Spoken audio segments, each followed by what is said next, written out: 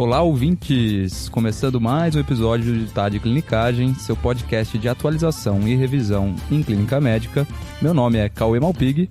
Eu sou o João Urbano. E aqui é o José Marcos de volta, aqui depois de um tempinho, né, galera? Dispensa apresentações, o Zé, que é nosso sempre muito bem-vindo consultor de neurologia, junto com o Joca sempre. E eu estava com saudade desse trio, tá? A gente, há algum tempo atrás, a gente só fazia episódio de neurologia junto, eu tava com essa dupla sempre. Aí Pedro Magno quis roubar meu lugar, fez algumas substituições, mas eu tô de volta aqui agora. Isso aí, se Cauê tá aqui também, talvez seja aí um tema da intensiva, né? Pois é, exatamente. Envolve neurologia e UTI. O que é que a gente vai falar hoje, Cauê? Vamos lá, então hoje vai ser um episódio de caso clínico, tá? E a gente vai falar especialmente de um caso clínico de status epiléptico. Isso aí, Cauê, é uma condição extremamente prevalente, né? Tanto na emergência como nas UTIs, né? Por diversas causas, e é uma queixa que é importante a gente protocolar e estabelecer bem direitinho o nosso fluxo de atendimento, né? Eu noto que até um motivo de muita ansiedade até nos colegas recém-formados, muitas vezes, ou os colegas que estão dando plantão em UTI, do manejo, né? Dos diagnósticos diferenciais, então realmente vai ser um bate-papo bem importante. Uma coisa mesmo. Que gera muita comoção. Exato. Se crise convulsiva já gera, né? Imagina o status. Então, lembrando aqui do formato de caso clínico, né? Então, eu, como abri o episódio, eu vou apresentar aqui o caso clínico em alíquotas. Em cada alíquotas dessas, a gente sempre incentiva o ouvinte a fazer um pause, pensar no caso como um todo e qual que seria a próxima conduta, até para fortalecer um pouquinho aí o raciocínio diagnóstico que a gente sempre incentiva, né? E nessas alíquotas, vou parar um pouco também para o Joca e o Zé aqui discutir com relação à abordagem do status. Vamos nessa. Vamos lá.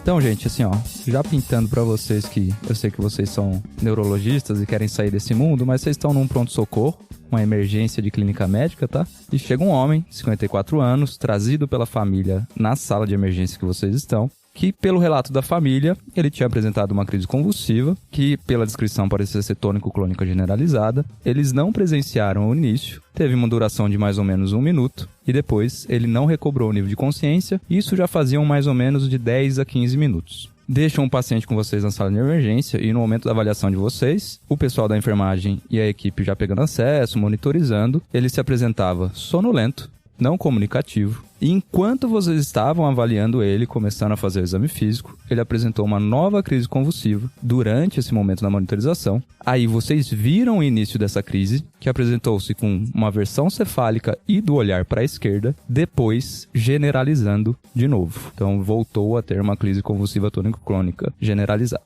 E esse é o paciente que chegou para vocês. Beleza, vamos nessa. É isso aí, caso dia a dia mesmo, né? Caso bem dia a dia. Só pra constar, viu? Eu continuo em sala de emergência, viu? Aí, sabia, Zé. Não da clínica médica geral, tem que ser sincero. Eu também. Estou lá na sala de emergência ainda como neuro de emergência, então esse realmente é o dia a dia que a gente acaba vendo mesmo, viu? Exato. Não abandona a emoção, né, Zé? Isso aí.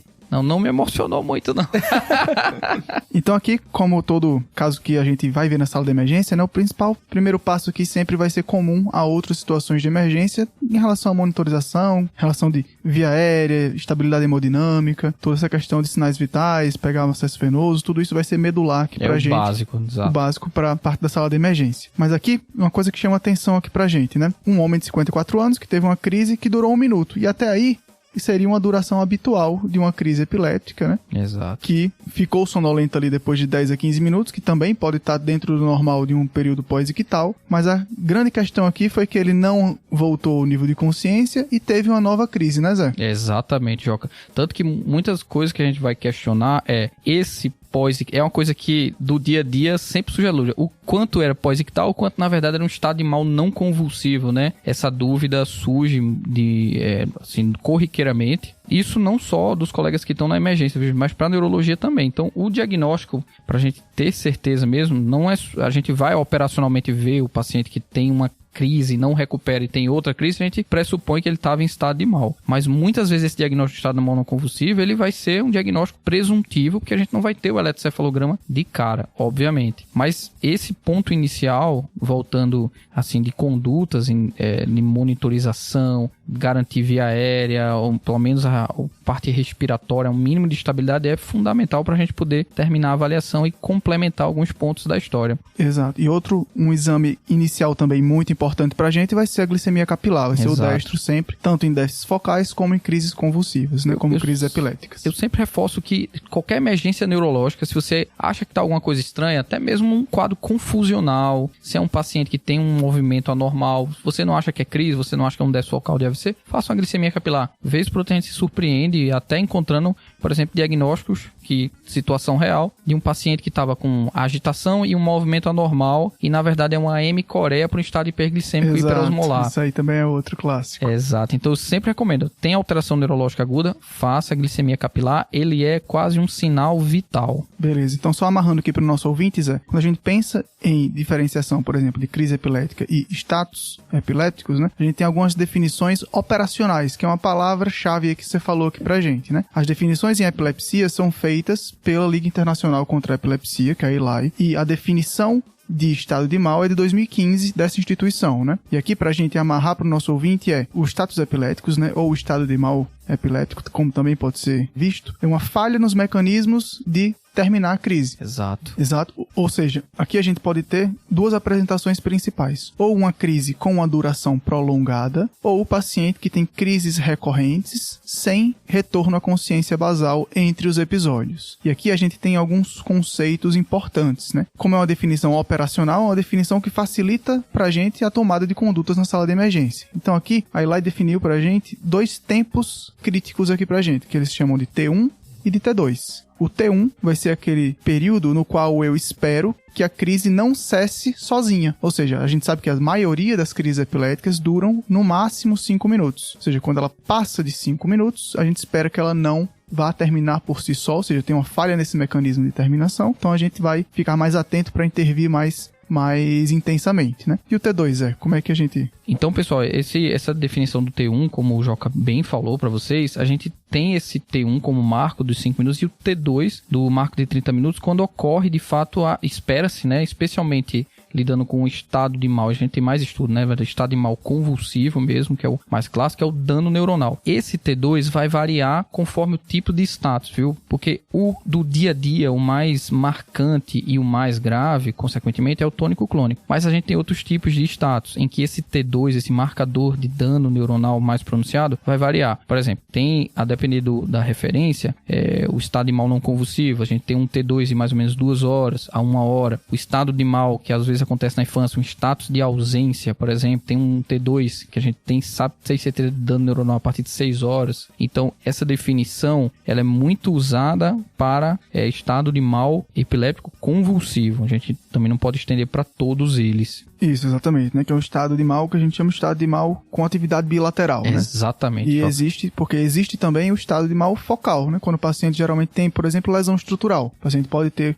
um estado de mal que o paciente tem uma crise com movimentos em um membro superior, mas consegue permanecer com a consciência, né? Ou seja, uma crise perceptiva. Isso também tem avaliações diferentes aqui quando a gente pensa em atividade bilateral ou focal ou outros tipos de crise generalizada como a ausência que Zé falou. Isso é até um fator, pessoal, que ajuda até a puxar 2 pontos que eu acho que eu queria destacar. O primeiro é que o estado de mal focal, anteriormente ela tinha até um nome de chamada epilepsia parcial contínua, que de fato hoje operacionalmente se chama estado de mal focal, seja de várias apresentações semiológicas, desde estado de mal clônico focal, estado de mal tônico e várias apresentações a depender do tipo da semiologia e da localização. E esse outro ponto dos 5 minutos, ainda nessa definição, isso é até feitos em estudos fisiológicos. Esses 5 minutos é literalmente o tempo que o ATP cerebral ele basicamente zera. Então, ajuda a gente até no diagnóstico diferencial entendermos isso. Porque, por exemplo, a gente sabe que uma crise convulsiva tônico-clônica, no geral, o máximo de tempo que ela vai durar são 5 minutos. Isso ajuda a pensar, por exemplo, nos pacientes com um quadro psicogênico, por exemplo, às vezes ele vai passar horas tendo as supostas abalos, a suposta postura tônica, sem parar. Só que, de fato, fisiologicamente, é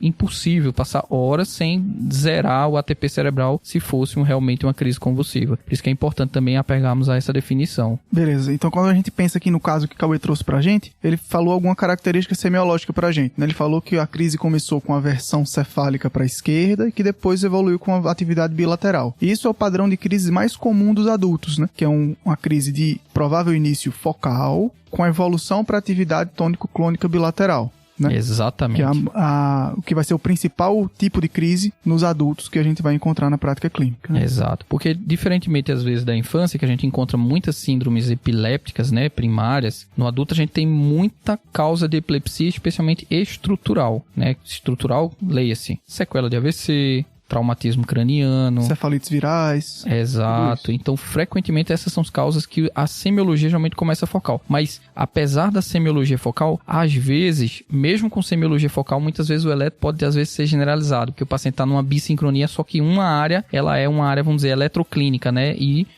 todo o demais, ele é uma área eletrogênica, vamos dizer. Exatamente. Então, passando agora para a parte das condutas, né, propriamente ditas, além da parte de monitorização e de estabilização do paciente. Aqui, o primeiro grande marco, o primeiro grande passo para a gente no atendimento do estado de mal, da suspeita do estado de mal, vão ser os benzodiazepínicos, né? Aqui é uma conduta que também se explica de uma forma muito bonita em relação à fisiopatologia, né? Porque a gente sabe que quanto mais tempo uma crise epilética dura, mais a gente vai ter uma internalização dos receptores benzodiazepínicos, dos receptores GABA, né? Então, é importante ressaltar aqui, dizer que crise epilética, estado de mal, também é uma doença tempo sensível, também é uma doença em que tempo é cérebro. Ou seja, quando a gente pensa em tratar esse paciente, a gente também pensa em tratá-lo o mais cedo, o mais precocemente possível, né, Zé? É porque, literalmente, o cérebro tá pegando fogo, né?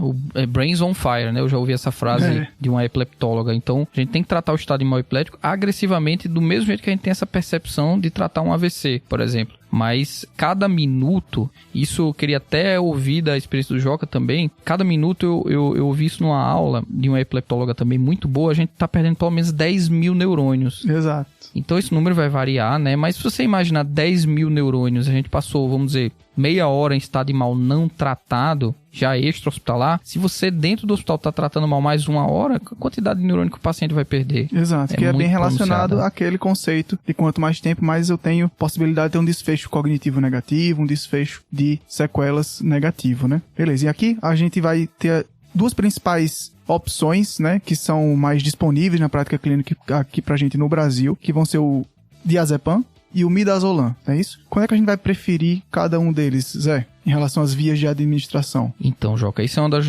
dos pontos mais importantes na decisão inicial, né? O midazolam e o diazepam até tem uma revisão recente do guideline da American Epilepsy Society. Eles são iguais na efetividade. Inclusive, o midazolam, em alguns momentos, o intramuscular mostra um pouco até mais de efetividade, especialmente na infância. Mas, de fato, eles têm uma efetividade semelhante. O que vai determinar, muitas vezes, é a acessibilidade. O que é que vai ser mais rápido? O que você consegue primeiro, né? O que você conseguir primeiro. Exato. Se o paciente já veio, por exemplo, estava sendo trazido pelo SAMU, já veio com acesso venoso, mas beleza, faz o diazepam, sem injeção direta. Mas se o paciente chega e não deu tempo de fazer nada, o midazolam vai ser realmente o mais acessível. Então, amarrando para o nosso ouvinte, as primeiras opções vão ser principalmente o diazepam endovenoso, 10 mg puro em bolos. E o midazolam, também 10mg, e M, também puro, sem diluição, né? Que são as duas principais apresentações que a gente tem disponíveis, né? O ouvinte pode ouvir em outras literaturas, né? O lorazepam, ou o diazepam retal, principalmente em crianças, né? Ou o midazolam intranasal, também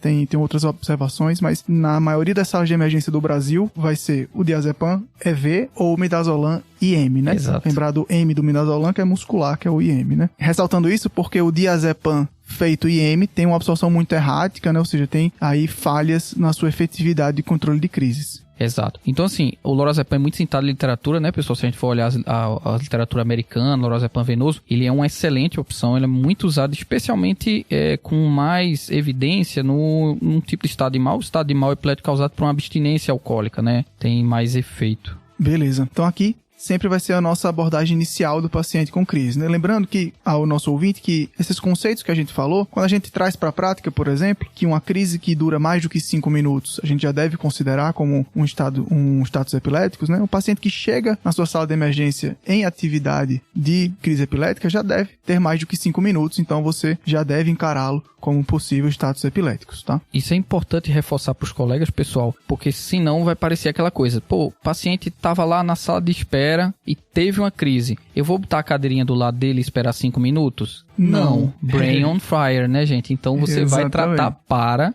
mesmo, porque você não vai esperar, eu vou esperar virar um status para tratar como status. Não, você vai evitar que aquilo vire um status, porque quanto mais precoce você trata, menor a chance de prolongar aquele dano cerebral. Beleza, e também lembrando do que Zé tinha falado, né? Também entrando no diagnóstico diferencial de rebaixamento de nível de consciência, o status epilético não convulsivo, né? Exato. E aqui a gente vai falar um pouco também das próximas drogas, né? Ou seja, das segundas opções que geralmente também são feitas na sala de emergência, né? Ou seja, naquele paciente que ainda não teve controle de crises ou aquele paciente que você quer fazer a segunda etapa para dar uma proteção adicional para recorrência de crises ou para o retorno de crises, né? E aqui, qual é a opção mais disponível para a gente, Zé, nas salas de emergência do Brasil? É o bom e velho fenitoína, né? O idantal, né? Tanto que a gente criou esse verbo.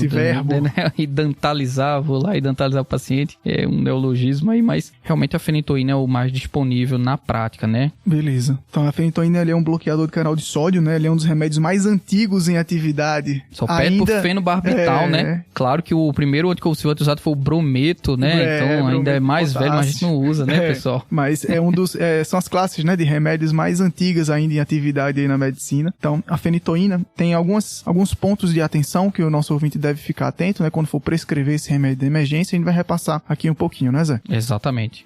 A fenitoína, ela tem uma apresentação em ampola, né, de 50 mg por ml, e aqui a gente vai fazer a dose de acordo com o peso do paciente. Não é pediatria, mas aqui a gente usa o peso do paciente também, né, Zé? Aqui, o nosso alvo vai ser atingir uma concentração sérica de pelo menos 20 mg por decilitro, né? E aqui, pensando em doses, a gente vai começar também com ataques que variam na literatura entre 10 e 20 mg por quilo, né? A gente tende mais em estado de mal fazer 20 mg por quilo de peso do paciente. E aqui, Zé, como é que a gente deve prescrever para orientar essa idantalização? Então, pessoal, é um dos pontos principais, né, de prática, de você saber como prescrever e como não prescrever a idantalização. Então, a idantalização deve ser prescrita em soro fisiológico, né? Então, a gente deve evitar colocar em soluções glicosadas ou soro glicosado de fato, ou água destilada, por exemplo, porque ele precipita. E ele precipitando, realmente você vai ter, às vezes, até efeitos colaterais graves no paciente. Então, o primeiro ponto é saber a diluição, que tem que ser em soro fisiológico. E outro ponto é saber a infusão. Veja,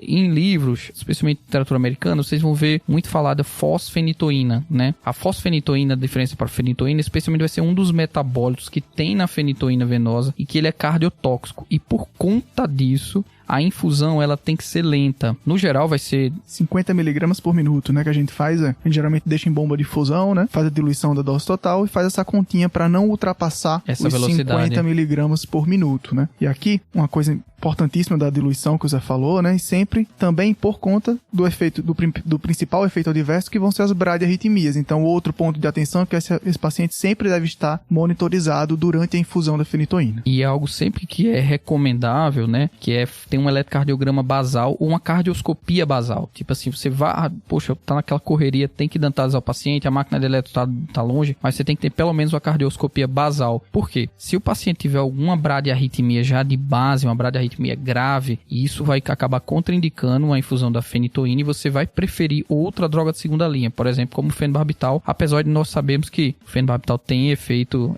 de depressão respiratória maior do que a fenitoína. E outra coisa que é um pouco diferente da fenitoína é que é um dos remédios que a gente também guia por nível sérico, né, Zé? Então, sempre uma recomendação é que depois do término da infusão da primeira dose da fenitoína, a gente espera 1 hora e colhe realmente o nível sérico pra gente checar se tá no nível adequado, que é aquele nível que a gente falou de pelo menos 20 mg por decilitro, né? Exatamente. E aqui tem uma dica prática, uma dica de bolso, né? Que é quando a gente faz a dose de ataque, vem um nível abaixo do esperado. Quanto eu faço de uma dose de repique, né? E aqui é uma coisa realmente de farmacologia, né? A gente faz a diferença do nível que a gente precisa, né? Ou seja, a gente quer que o nível atinja 20, né? A gente diminui 20 do nível que veio e multiplica pelo peso do paciente. Vai dar uma dose aproximada do quanto eu preciso dar a mais para atingir o nível que eu quero, que vão ser 20, né? A regra prática geral mesmo é para multiplicar pelo volume de distribuição da fenitoína, que é 0,75. Só que, como vai ser em múltiplos de 250, que é a ampola, geralmente multiplicar pelo peso já resolve. E você sabe mais ou menos a magnitude de qual é a dose adicional que você tem que dar para chegar no nível que você quer. Pô, não conhecia essa regra não, hein, cara? Mó legal essa aí. Eu sabia não essa regra não. Isso aqui é. E outra coisa, Zé. Idantalizei meu paciente, ele falou que estava tonto, apareceu um nistagmo, devo me preocupar com isso? Pronto. É por isso que você, além de idantalizar toda droga, na verdade, né, que você infunde, você tem que saber os efeitos colaterais dela, né? Um dos efeitos colaterais mais comuns que você vai encontrar, às vezes o paciente nem vai estar referindo para você, ele pode às vezes estar no pós-ictal, mas é o nistagmo, é a ataxia. Então, um dos efeitos tóxicos mais comuns da fenitoína é nas células granulares e nas células de Purkinje do cerebelo. Tanto é que o uso crônico de fenitoína, até o fenitoína oral ao longo de vários anos, é uma das causas de ataxia crônica, para vocês terem ideia. Mas é um efeito esperado, então não contraindica, porque você tá tendo aquele efeito simplesmente porque o nível certo do paciente tá lá subindo. É isso que você quer. É uma dica clínica para você ver que o nível sérico tá pelo menos ali próximo do adequado, né? Exatamente. Outro ponto de saber desses efeitos colaterais, já citamos bem as bradiarritmias, sabemos, ela em si vai ser um efeito que vai contraindicar o uso, né, ou parar a infusão se o paciente tiver uma bradicardia. Porém, tem outros efeitos graves que a gente tem que lembrar da fenitoína, né? Então, especialmente em infusão rápida, venosa, a gente pode evoluir com a síndrome do membro azul, que é um efeito venoso, né? Que pode acontecer microtromboses, realmente uma emergência vascular grave. Até então, síndrome compartimental, né? Umas coisas realmente graves. Então, tem que ter atenção para isso. É muito raro ter o efeito colateral da alergia primária à fenitoína. Um ou outro paciente pode ter um prurido, mas prurido isolado, leve, realmente não contraindica, porque às vezes é só a subida do nível sérico, não quer dizer que vai desenvolver uma anafilaxia. Beleza, e só outras duas drogas que a gente queria comentar aqui antes de perguntar a Cauê aí outras informações, são duas drogas que também são muito estudadas nesse contexto de drogas de segunda linha, né, que são o levetiracetam e o valproato. Aqui, ambas são estudadas nesse contexto em formulação endovenosa mesmo. Só que o valproato ele não é tão disponível aqui pra gente no Brasil, né? E alguns prontos-socorros têm o levetiracetam EV, alguns prontos-socorros principalmente da rede privada, né? Exato. Que é um medicamento novo, coringa, né? Um antiepilético que muitos neurologistas gostam, né? Eu gosto muito, pelo menos. Olha, eu sou meio velho aguardo, eu acho que é por conta de lidar com os bebezinhos lá na neonata, a gente usa o levetiracetam, às vezes não funciona nada, e vai lá com um bom e velho Gardenal, 105 anos funcionando, pô. Exato. E aqui eu ressaltei essas duas drogas porque foram as estudadas no principal estudo mais recente, que foi o E7, né? Que foi principalmente para definir a segunda droga ideal do manejo do estado de mal, que comparou a fosfenitoína, o valproato e o levetiracetam e viu que não tinha superioridade entre eles, né? Então, aqui, qualquer um deles que você tiver disponível é uma boa opção como segunda linha para o tratamento do estado de mal. Ou seja, não usem a desculpa de ausência de drogas. O bom e velho Idantal serve aí para muita coisa. Exatamente. Só título assim, a gente tem outras opções também de segunda linha, né? Lacosamida, venosa, então ainda mais indisponível ainda. A dose de ataque do valproato e do levetiracetam, diferentemente da fenitoína que nós fazemos às vezes a 20 mg por quilo e pode ser complementado em mais 10 para totalizar 30 mg por quilo para a gente considerar o ataque. No caso do valproato, ele é 40 mg por quilo, com um máximo de 3.000, e do levetiracetam 60 mg por quilo de ataque, com um máximo de 4.500. Isso aí, lembrando que uma das principais vantagens aí, talvez, do levetiracetam seja a metabolização renal, né, em vez da metabolização hepática, que tem na maioria dos outros fármacos anticrise, né? Exato.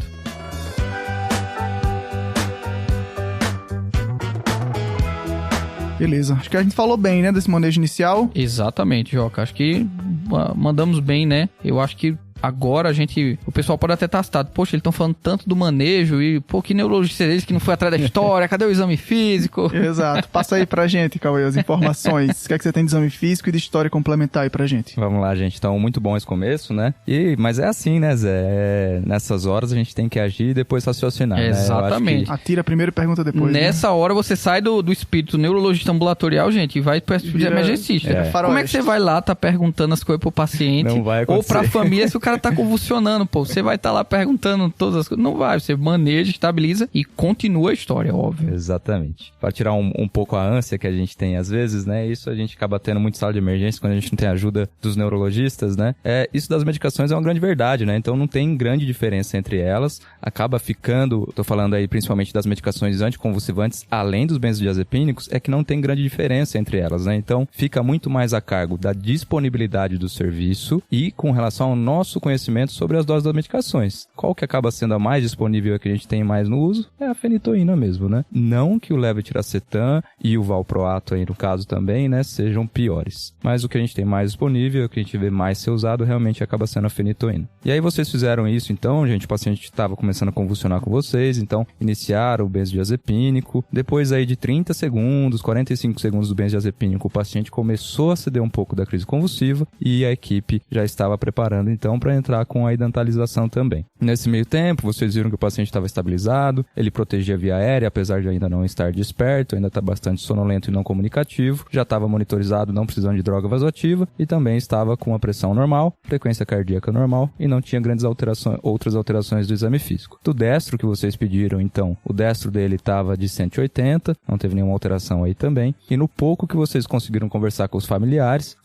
falaram que ele é um paciente com uma cirrose de tireoide alcoólica, ele recentemente descompensado em ascite, inclusive na hora do exame físico vocês também viram uma ascite para esse paciente. Segundo os relatos dos familiares, ele já teve 2 episódios prévios de hemorragia digestiva alta. A última endoscopia que ele fez, que era recente, já tinha varizes erradicadas, não tinha grandes outras descompensações conhecidas da parte da cirrose. Ele, além disso, de antecedente, também era hipertenso e dislipidêmico. A família não sabia dizer o que ele usava de medicamento para isso e também não sabia dizer como que estava o controle dele ambulatorial. Ele já teve uma internação recente por um episódio de desmaio, segundo os familiares, ficou internado por volta de 5 a 7 dias há mais ou menos 1 ano e eles não sabem muito bem qual que foi o diagnóstico dessa internação, recebeu alta sem grandes alterações. Os familiares sabiam e eles acompanham bem o paciente que ele não estava em uso de bebida alcoólica, já tinha mais ou menos 1 ano também, foi desde essa última internação que o paciente parou de beber e não tinha relato de uso de outras drogas e também não era tabagista, tá?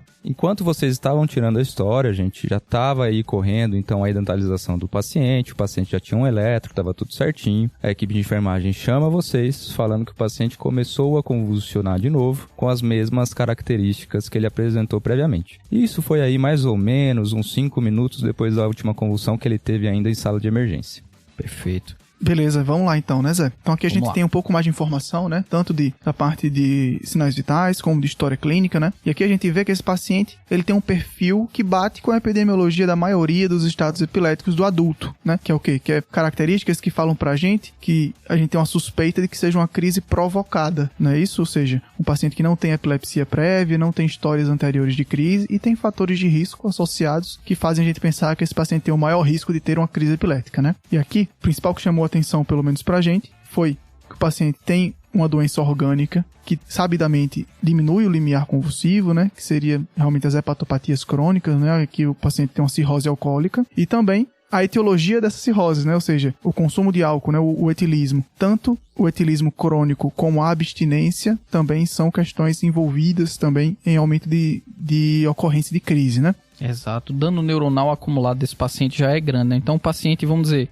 vamos resumir, ele é epileptogênico, né? As duas doenças de base dele já são epileptogênicas, né? A gente até brinca que o paciente etilista, ele é um dos mais epileptogênicos possíveis, né? Total. Porque tanto pela intoxicação, abstinência de álcool, a cirrose também, que é uma das causas também, tanto de encefalopatia, né? E também tem maior risco de trauma. E também tem maior risco de desnutrição, né? Ou seja, gente, é um ambiente totalmente epileptogênico aqui pra gente, né? Pois é, e pra todo tipo de comorbidade às vezes também, né? Eu sei, gente, que algum ouvinte aí tá meio se doendo um pouco, né? Pô, minha cervejinha do fim de semana, etc. A gente faz essas brincadeiras jocosas, assim. Claro que você com a cervejinha, o vinhozinho não vai ter problema, né, pessoal? Pra ser epileptogênico.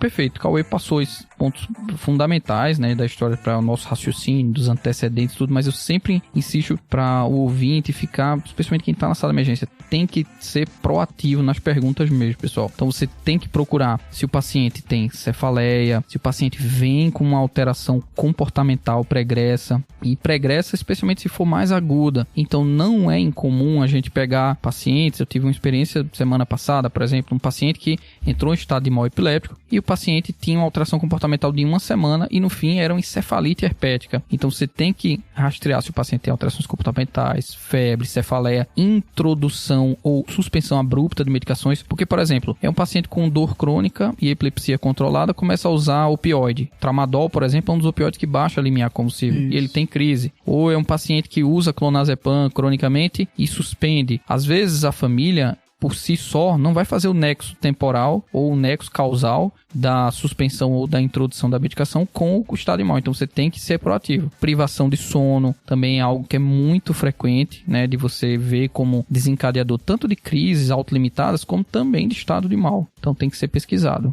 Beleza, e aqui acho que vale ressaltar um pouquinho das principais drogas, né, que diminui limiar convulsivo. Algumas são mais relacionadas à internação e outras a manejo de doenças crônicas, né? Como o Zé falou aqui, os opioides, né, principalmente o tramadol, que dos antidepressivos chama a atenção da gente a bupropiona, principalmente, né, por facilitar a ocorrência de crises, e dos antibióticos aqui, principalmente os beta-lactâmicos, com destaque aqui para o cefepime e para os carbapenêmicos, né? São os principais classes que a gente tem que ficar atento em relação a diminuir o limiar convulsivo do paciente.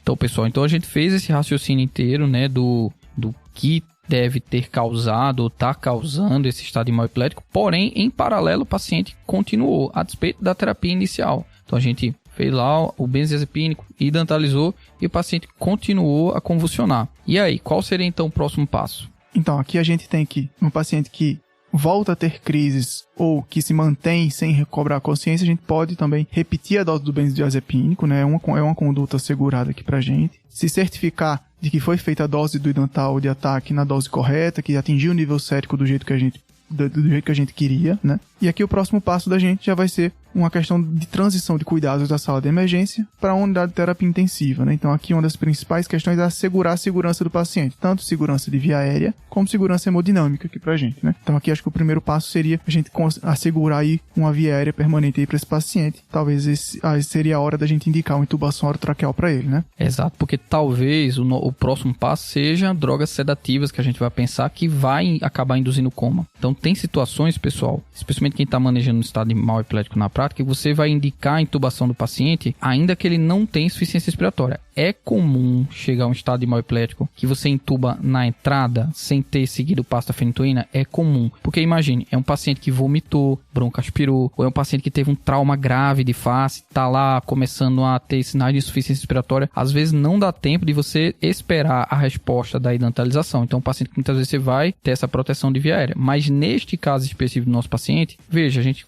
complementou a dose da fenitoína, vai repetir o midazolam ou a diazepam e o paciente não está respondendo, então é um paciente que a gente tem que garantir via aérea definitiva, porque o próximo passo realmente a gente tem que aprofundar com drogas sedativas, porque ele já está entrando agora no conceito de estado de mal epilético refratário. Aqui a gente tem várias definições, né? Mas quando a gente pensa em estados epiléticos refratários, é aquele que persiste apesar das duas drogas iniciais, né? Que a gente teve os benzodiazepínicos e a fenitoína como segunda opção. Exatamente, pessoal. Então, mas mais uma vez, volta sempre no começo e checa se as doses estavam corretas, até para você definir, dar esse senso de urgência que está refratário. Porque não é incomum, às vezes, a gente tá em sala de emergência, vem um paciente do pré-hospitalar, idantalizou, já foi idantalizado, e você fica naquilo, às vezes foi 250 miligramas de fenitoína, então não é um refratário, porque nem foi idantalizado. Então, lembrando que você pode repetir aqui o benzodiazepínico, vai variar na literatura, mas pelo menos entre 2 a 3 vezes, né? Pelo menos 2 vezes é bem consistente na literatura que você pode repetir o benzodiazepínico, e a fenitoína, sempre objetivando ali o nível sérico próximo a 20, né? Um nível mais próximo do nível superior, tá? Perfeito. Tem uma definição que a gente acaba vendo mais em ambientes de terapia intensiva neurológica, pessoal, que é o super refratário, né? O estado de mal super refratário, ele é definido como o estado de mal epilético que persiste apesar do uso da anestesia em 24 horas. Anestesia, ou seja, as drogas sedativas em doses adequadas, obviamente, por 24 horas. Obviamente, você não vai estar vendo o paciente convulsionar naquele momento. O paciente é para estar sedado, para não ter os eventos, mas vez por outra, às vezes com altas doses, ainda tem paciente que convulsiona não só eletrograficamente, como também clinicamente. Então entraria nesse conceito de super refratário. E aqui também é outro cenário que também não tem grande diferença de desfecho entre as principais opções, né, Zé? Aqui dos principais anestésicos endovenosos de uso contínuo que a gente vai fazer, as principais opções aqui, as mais disponíveis principalmente, vão ser o Midazolam EV contínuo e o Propofol. O Midazolam aqui numa dose de manutenção, que ele vai começar ali de 0,1 mg por quilo por hora e depois pode ser titulada aí até uma dose máxima que pode variar na literatura, mas por volta de no máximo até 3 mg por quilo por hora, né, que é uma dose bem alta para o Midazolam. Já o Propofol vai ficar ali na faixa entre 20 até 200 microgramas por quilo por minuto. Outra droga que também pode ser disponível, também pode ser uma opção, é a ketamina, né, que ela também pode ser utilizada principalmente no contexto do status epilético super refratário, principalmente quando a gente lembra da fisiopatologia que a gente comentou lá no começo, né? Que a gente pensa que os estados mais refratários vão ter menos disponibilidade de receptor GABA, que é o principal mecanismo de ação do Midazolam e do Propofol, por exemplo, já que a ketamina vai ser mais glutamatérgica, né? Mais do NMDA. Ou seja, a gente pode também jogar com essas questões fisiopatológicas de tentar cobrir o máximo de receptores possível, né? Exatamente, Joca. Então, só lembrando para vocês, pessoal, o Propofol e o Midazolam, como o Joca falou, eles têm muita ação mais GABA, né? O Propofol, ele age modulando positivamente a função inibitória daquele receptor GABA, e o Midazolam em si, ele aumenta essa afinidade do receptor GABA, mas ele não internaliza, por exemplo, o receptor. Mas de todo jeito eles agem mais nesse mecanismo do que, de fato, a ketamina. Na prática e no maior parte dos estudos não tem diferença, né? O que você vai estar disponível. O que a gente vê muito mais é o Midazolam, que é a mais disponível nos prontos-socorros da vida, daqui do Brasil. Então, mas de fato nos estudos não tem maiores diferenças. E aqui Cauê vai saber falar mais um pouco, mas acho que é uma das poucas opções ainda que você prefere entubar com Midazolam, né, Cauê? Joca, eu acho que tem algumas considerações especiais aqui da intubação desses pacientes, né? Mas realmente, assim, nada que a gente traz com muita evidência, né? Acho que uma delas é realmente com relação aos sedativos, né? Então, aqui, hoje em dia, nas intubações de sequências rápidas, onde a gente tem a preferência aí pela ketamina e etomidato, né? Talvez aqui o Propofol e Midazolam ainda realmente tenham um benefício, porque as doses altas do Propofol e Midazolam nesses pacientes talvez realmente quebrem um pouco aí o circuito da crise convulsiva, né? E outro ponto, eu acho que é o bloqueador neuromuscular, né? Porque a gente ainda faz bloqueador neuromuscular nesses pacientes e fica a dúvida, né? Se fazer succinil pode ter malefício por causa de hipercalemia, ou se fazer o rocurônio pode ser ruim porque eu não vou ver o paciente convulsionar mais, né? Exato. Eu acho que é uma dúvida válida, eu não acho que pela literatura tem uma melhor que a outra, mas umas considerações importantes, né? Crises convulsivas que duram por muito tempo, né? Principalmente o paciente que está com bastante movimento por muito tempo, vamos dizer assim, eu acho que o risco de hipercalemia começa a ser maior porque a gente começa a ter mais risco de rabdomiólise. Talvez nesse paciente a succinil pode ser um pouco maléfica por aumentar mais o potássio. Se não for esse contexto, a succinil é bem-vinda. E com relação ao rocurônio, se a gente optar por fazer o rocurônio, tem que lembrar, né? O rocurônio ele tem uma meia-vida muito longa, então tem que lembrar que esse paciente ele pode estar naquele status não convulsivo, não por mecanismo de doença, mas às vezes só porque a gente bloqueou ele, mas o cérebro dele lá está em toda atividade, né? Então, só considerações pra gente pensar ali na hora da intubação, mas de novo, né, por literatura, a gente não tem nada em termos de benefício ou não de uma medicação ou de outra, né?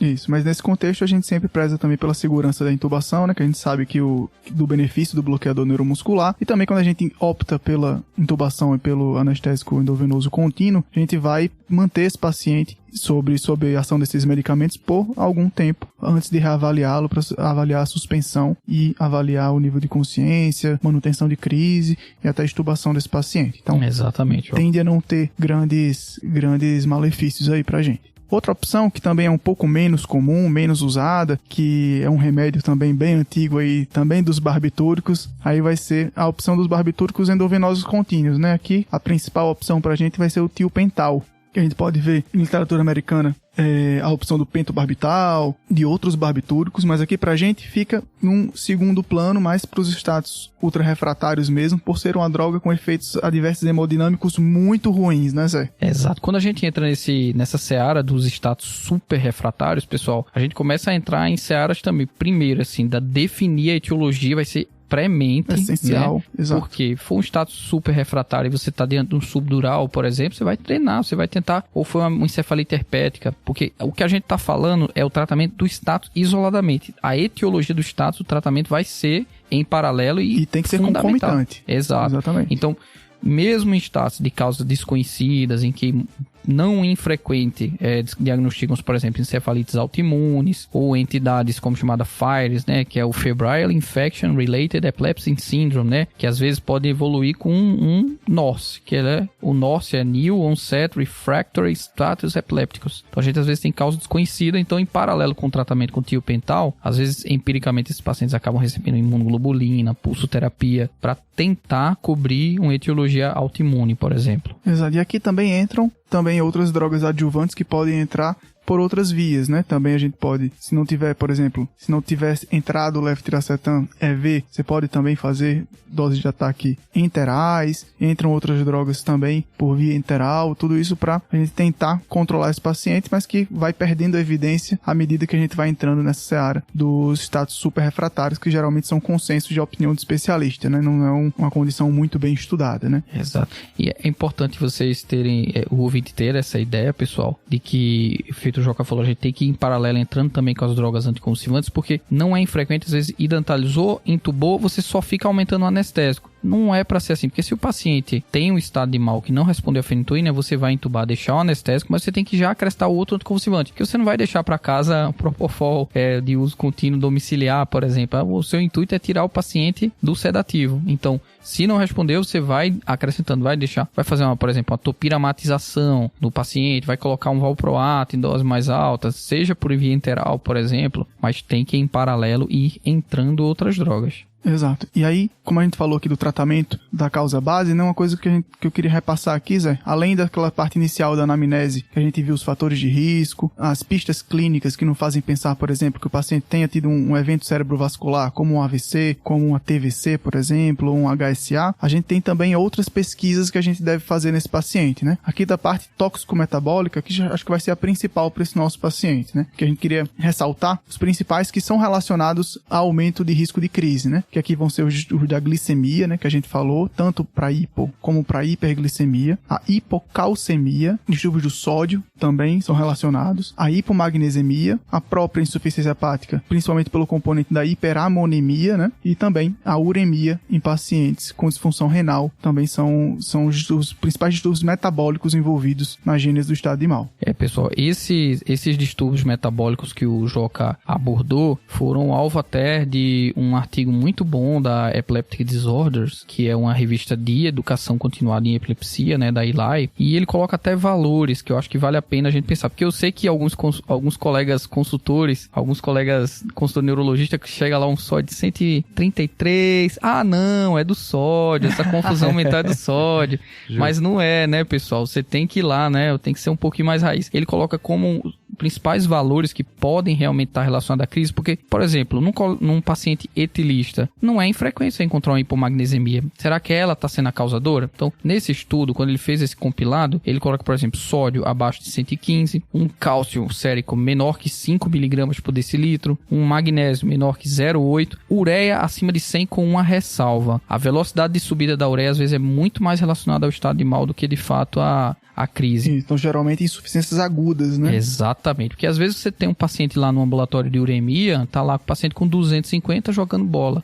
Então, isso é algo a ser considerado. Exato. E, como a gente falou também das causas estruturais, esse paciente sempre vai ganhar uma imagem, né? Aqui sempre também uma tomografia de crânio ou uma ressonância se tiver disponibilidade, né? Aqui lembrando principalmente que o AVC isquêmico pode também ser uma causa de estado de mal epilético, só que quando a gente pensa no pool dos eventos cerebrovasculares, quando a gente pensa no evento cerebrovascular que mais tem crise, a gente lembra da TVC, principalmente, e da hemorragia subaracnoide, né? Principalmente a TVC é o evento cerebrovascular que mais é relacionado à crise, só que por ser menos comum, ele também vai ser um pouco mais raro. Exatamente, pessoal. Então, é o que você tem que pesquisar ativamente, até num paciente que tenha fator de risco, por exemplo, para TVC, né? Uma mulher jovem, anticoncepcional, tabagista, porque se você fizer, às vezes, uma tomo de crânio simples, sem contraste, você não vai encontrar a etiologia. Então, lógico, naquele momento agudo, você às vezes faz a tomografia de crânio, o exame simples sem contraste, mas se você tem fator de risco para algumas outras causas, imaginar para uma causa infecciosa ou uma TVC, alguma coisa, você tem que contrastar também o paciente, porque vai ajudar na sua definição etiológica. Exato. Seguindo nessa linha de raciocínio, também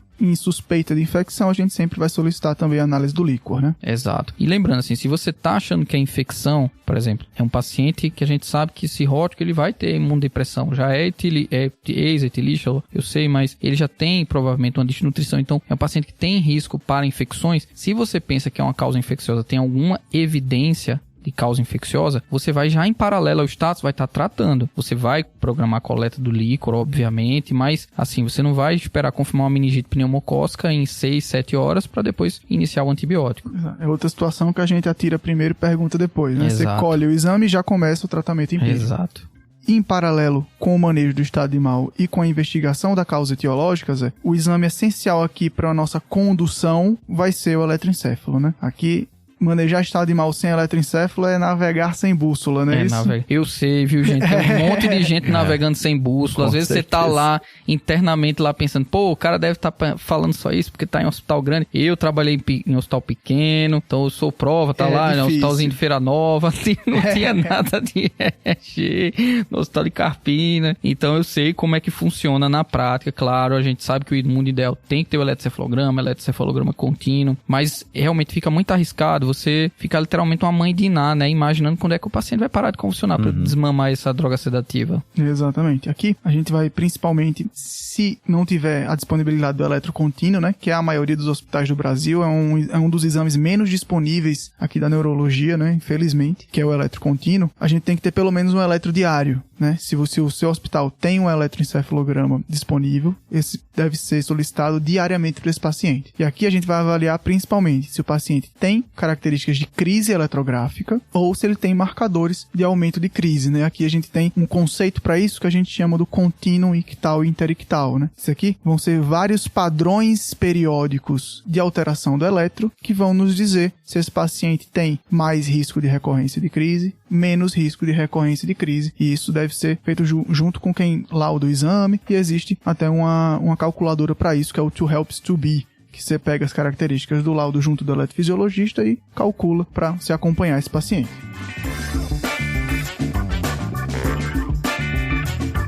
Beleza, gente. Muito bom. Então, o que aconteceu para esse paciente? Então, vocês realmente protegeram o paciente, né? Um paciente que já estava muito sonolento, estava com sinais de que não estava protegendo via aérea, né? Inclusive, já estava fazendo mais benzodiazepínico para cessar a crise. Foi optado, então, pela intubação orotraqueal. Foi tudo bem com a intubação, não teve nenhum sinal de instabilidade maior. Esse paciente, com os exames ainda correndo, foi encaminhado para a UTI. Na UTI, com os exames já em mãos, a gente tem uma hemoglobina de 9,2, leucócito de 4.500, sem desvios, a plaqueta de 59.000. Da função renal dele, a gente não tinha uma creatinina de base, mas ele se apresentou com uma creatinina de 2,4 e uma ureia de 114. Um sódio de 131, potássio de 5,2, cálcio ionizado dele de 1,2, o que é considerado normal, um fósforo um pouco aumentado de 4,2, radiografia de tórax, que ele fez uma investigação infecciosa um pouquinho mais global, né, para ver se tinha alguma infecção descompensando esse quadro neurológico dele. Uma radiografia de tórax normal, uma urina 1 sem alterações, com culturas negativas, líquido acítico sem sinais de PBS, sem alterações da celularidade. Ele fez também, antes até de ir para a UTI, fez uma tomografia de crânio, que veio com uma área de hipodensidade córtico-parietal à direita, já com característica de cronificação, e também foi feito um líquor pelo receio desse paciente, que é cirrótico, algo imunossuprimido, sem uma história muito boa por parte do paciente e da família. Foi feito um líquor, mas um líquor que veio normal, sem alterações de celularidade, sem alteração de proteína ou alterações de glicose também. Já na UTI ele fez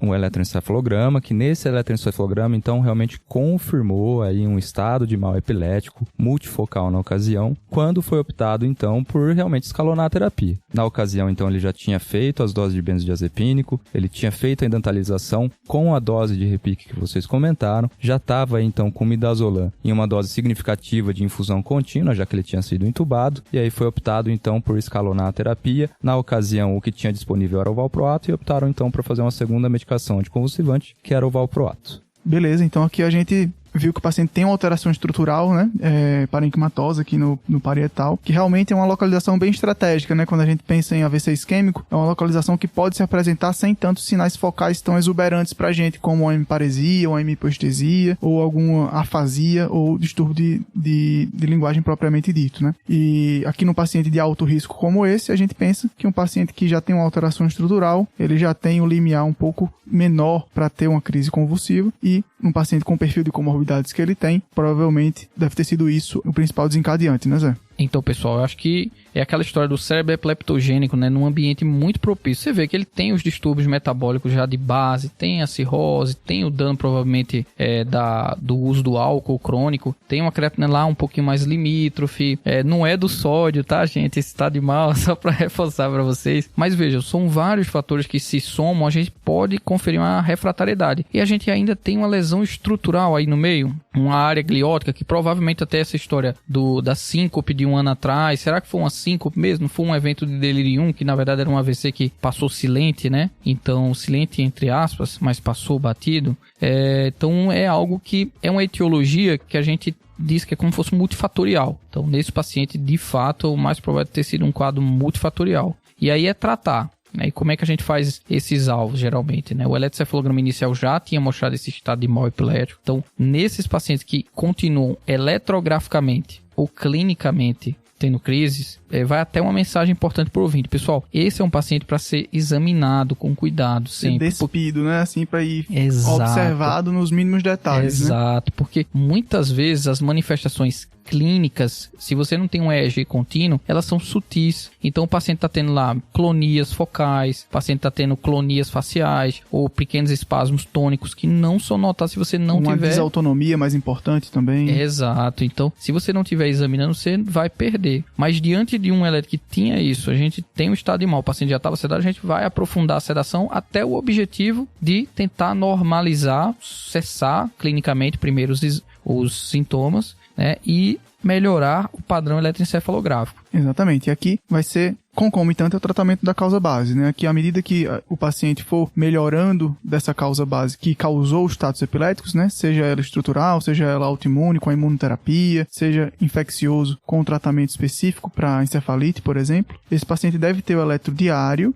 E à medida que o paciente for sendo tratado, vai ser tentada a superficialização, principalmente dos anestésicos endovenosos, né? Aqui, principalmente, a gente busca diminuição de dose gradual de cada um deles, sempre repetindo o eletroencefalo para flagrar uma possível mudança de padrão que justifique a gente voltar a esse aprofundamento do nível de consciência com os anestésicos endovenosos. Os padrões que a gente busca, vamos dizer assim, pessoal, é uma supressão nessas fases de 24 horas, né? É um ritmo literalmente de supressão mesmo. Baixa voltagem difusa, supressão, ou pelo menos a ausência de descargas ou de qualquer marcador do contínuo ictal, perictal, né? Então, esse é o objetivo principal. O aprofundamento da sedação não é só para você deixar o paciente sedado clinicamente visível, deixar num RAS -5, é ver o eletrocefalograma zerar aquilo para depois de 24 horas, geralmente, a gente, depois que atinge esse objetivo, de 24 horas a gente repete o exame, não tem alteração, a gente começa a pensar em desmame da sedação.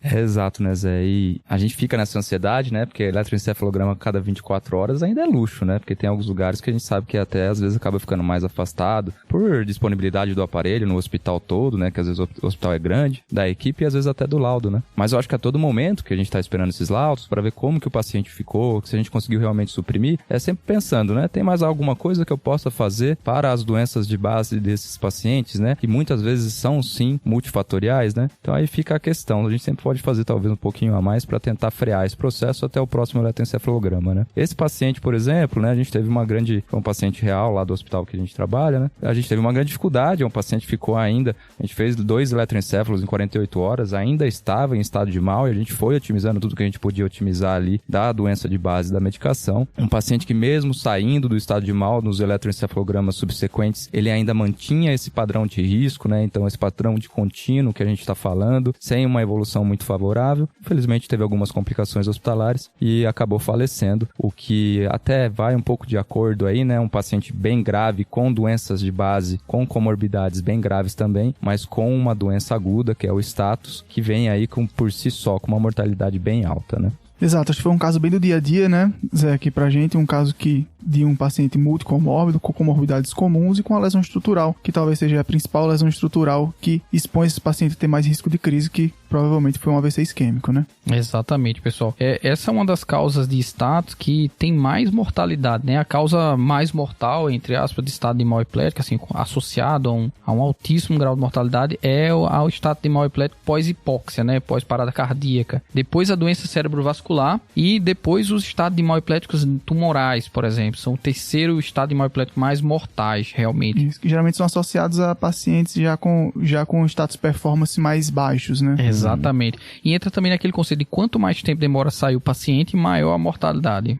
Exatamente. Beleza? Beleza. Então acho que deu pra passear aqui, desde a identificação e manejo, né? Pô, legal mesmo, pessoal. Vamos pros salvos agora? Vamos nessa. Vamos nessa.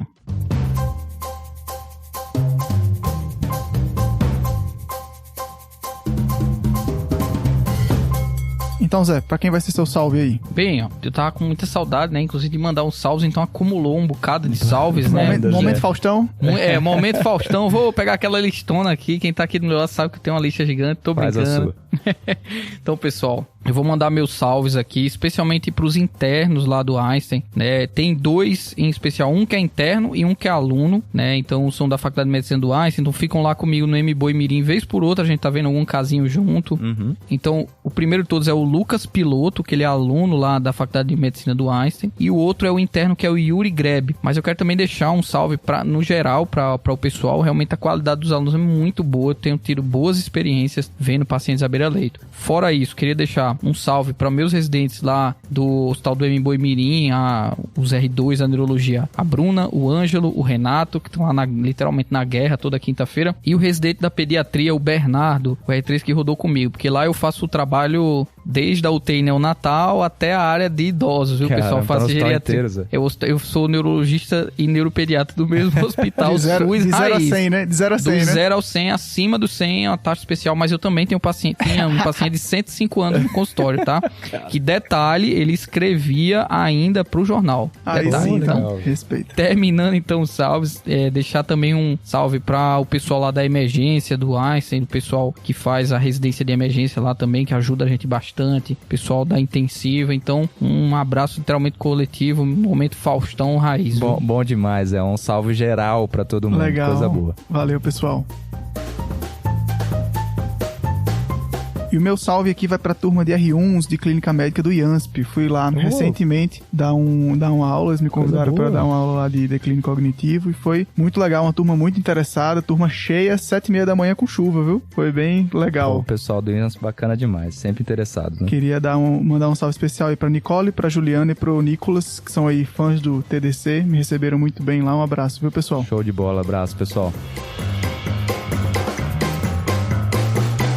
Bom, e meus salvos aqui vai para um grupo de R1s que rodou comigo recentemente, que foi o pessoal da clínica que rodou comigo lá na UTI, que é o Diogo, o Matheus, o Vinícius, a Dani, o Luiz e o Odinei. Pessoal bem bacana, viu? O grupo de R1 bem bom. E o grupo de R2 também, que possivelmente esse grupo até recebeu salve aqui, mas vou mandar de novo porque eles merecem, que é o grupo do Matheus Lelo, da Milena, da Rayara e do Pedro. Um salve, pessoal. Valeu, pessoal. Um abraço. Valeu, grande. pessoal.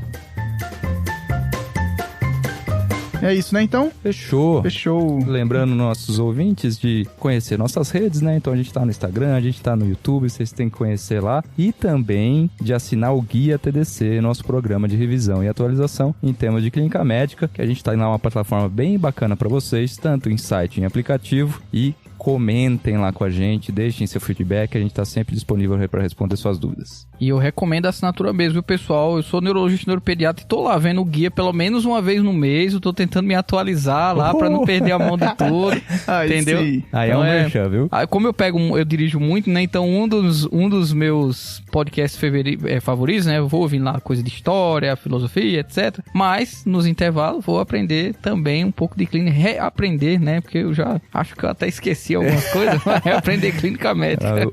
Vindo do Zé, que era o residente de neurologia mais clínico do Hospital São Paulo, tá? Mas tá Valeu. Bom. Valeu, gente. Galera. Falou.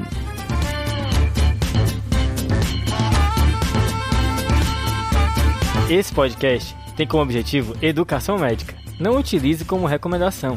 Para isso, procure o seu médico.